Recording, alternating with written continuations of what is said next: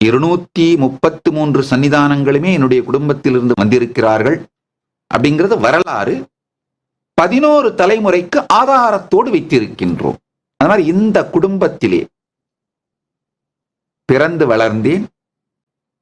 பிறந்த பொழுதேயே நான் 2வது மகன். என்னுடைய தாய் தந்தைக்கு நான் 2வது மகன். 2வது மகன் இறைவனுக்கு என்று ஒப்பு கொடுத்து விட்டார்கள், அளித்து விட்டார்கள். அதனால அண்ணாமலையார் ஆலயத்திலேயே பிறந்தேன், அங்கேயே வளர்ந்தேன். என்னுடைய குருமார்கள், ஆச்சாரியர்கள் அண்ணாமலையானுடைய திருப்பணியை செய்வதற்காகவே என்னை வளர்த்தார்கள்.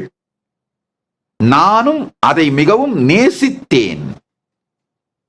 அண்ணாமலையான் திருப்பணியே என் வாழ்க்கை என்பதை நான் மிகுந்த அதிர்ஷ்டமாகவும் வரமாகவும் உணர்ந்தேன், உணர்கின்றேன்.